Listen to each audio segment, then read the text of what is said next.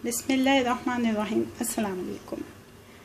Eid ul Azha special में आज मैं आपके साथ पाकिस्तान की एक रवायती रेसिपी जो बहुत ही मशहूर है वो शेयर कर रही हूँ। नमकीन गोश्त, जिसको रोश भी कहा जाता है, इसकी एक तो रवायती रेसिपी है वो मैं आपके साथ शेयर कर रही हूँ, और थोड़ा भुना हुआ नमकीन गोश्त बनाया है चंद एक मसाले शामिल करके, वो रेसिपी भी आपके साथ शेयर कर रही हूँ।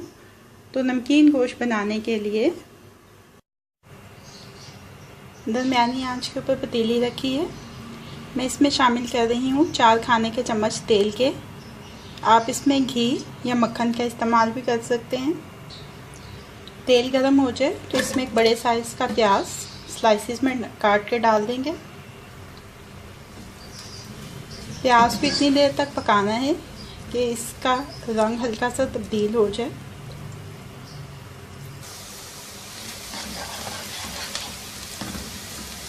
प्याज की रंगत हल्की सी तब्दील हो गई है और ये थोड़ा सा नरम भी पड़ गया है।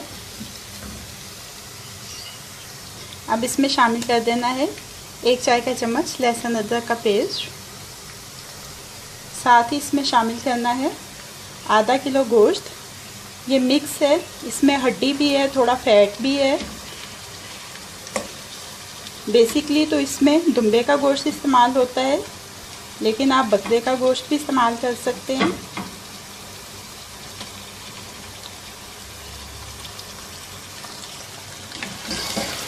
दो 3 मिनट इसको पकाएंगे।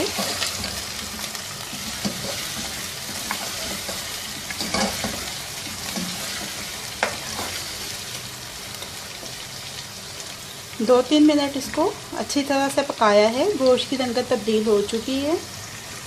अब इसमें शामिल करेंगे 1 चाय का चम्मच नमक का या हस्बे ख्वाहिश, 1/4 चाय का चम्मच हल्दी,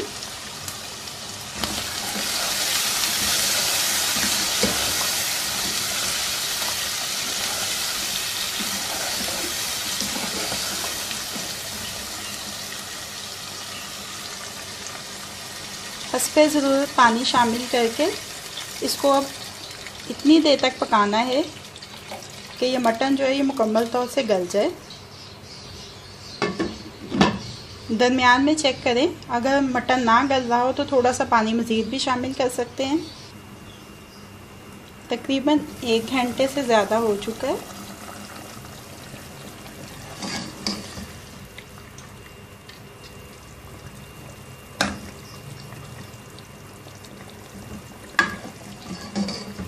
गोश्त अच्छी तरह से गल चुका है। ऑथेंटिक रेसिपी के हिसाब से नमकीन गोश्त जो है वो अब तैयार हो चुका है।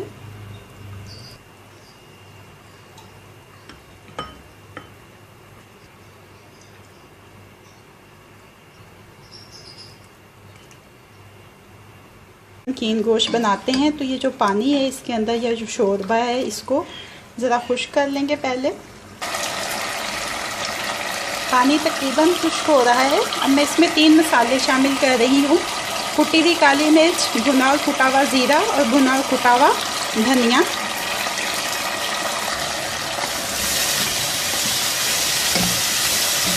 अब इतनी देर तक इसको भून लेंगे कि ये बिल्कुल खुश्क हो जाए और तेल अलहदा से नज़र आने लग जाए।